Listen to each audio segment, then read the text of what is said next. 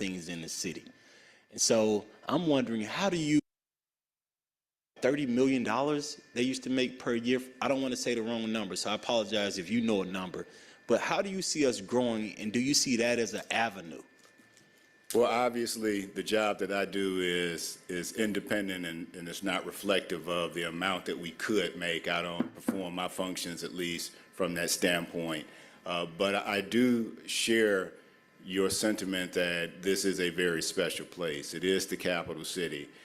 And when you look at the numbers, even throughout this audit period, we had scheduled meetings every week. The audit team went through thousands of pages of physical documentation and an unbelievable amount of raw data to be able to do their analysis. And I say that to say it's unique in the fact that there is no other place that processes this type of information, this number of people.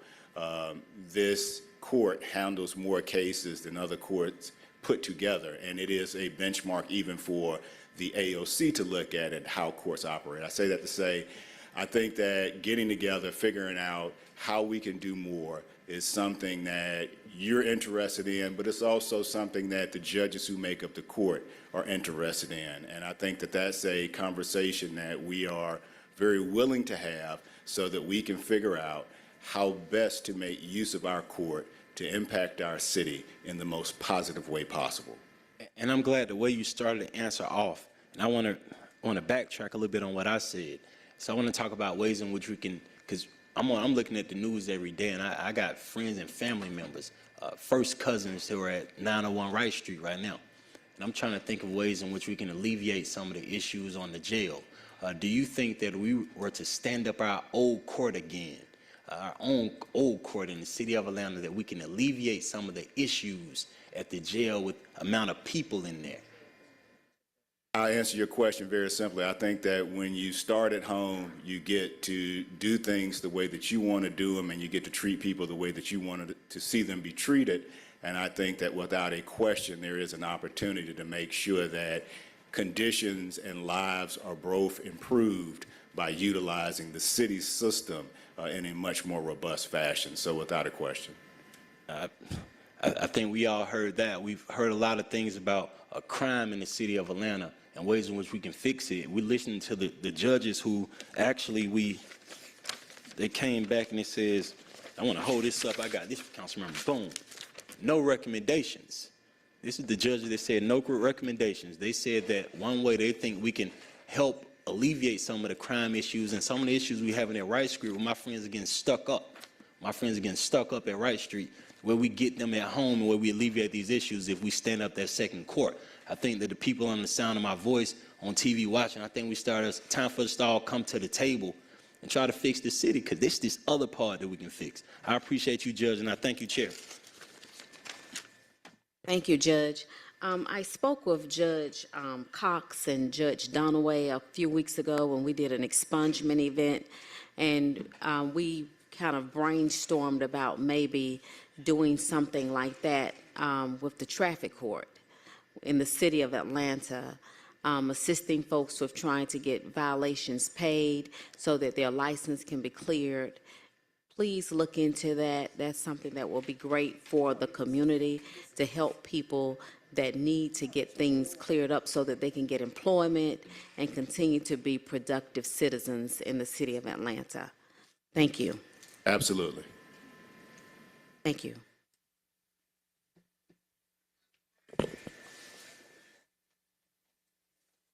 Mr. Johnson?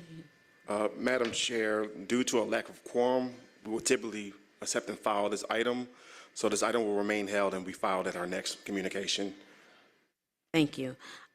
Second, the Honorable Keisha Shawn Waits would like to speak to her paper. Thank you, Madam Chair. I'm acknowledging that we do not have a quorum, but I would like to have discussion if possible, given that the full council meetings are often full, given the proclamations, and so I'd love to have some conversation surrounding legislation 24-0-1009. Yes, ma'am. At the appropriate time, I'm asking for support for this particular measure. What it does, it allows MLK holiday and Juneteenth, which are existing federal holidays, to be grandfathered into the existing legislation that provides a provision should the holiday fall on a Monday. Nightlife proprietors and bars would be allowed to open on a Sunday. And for me, Madam Chair, this is simply an issue of equity and fairness, given that these are two holidays that are largely celebrated by African American families. To date, New Year's Eve, St. Patrick's Day, Memorial Day, Independence Day, and Labor Day are all included in the existing provision and grandfathered. So much so last year, you may recall that for both Pride celebrations, those that were held Labor Day as well as in October, this provision was also extended on those two dates. And so for me, it's a no-brainer that certainly, given that these are two existing federal holidays, that they should be included along with the existing legislation. I know there's been some conversation from the administration to wait until ATAC 3, that legislation moves forward with their recommendations. But I think given that these are existing federal holidays, there's no germaneness to waiting for us to do that. And so at the appropriate time, I'd like to ask this committee to move this legislation forward so it can go back to full council for a vote. Thank you. Ms. Amber Robinson, City Attorney's Office.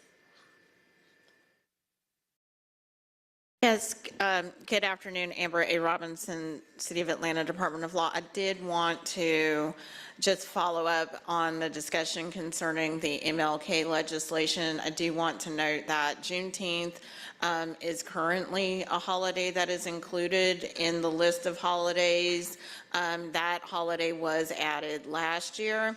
There is a substitute that is before this committee, or that is on hold in this committee.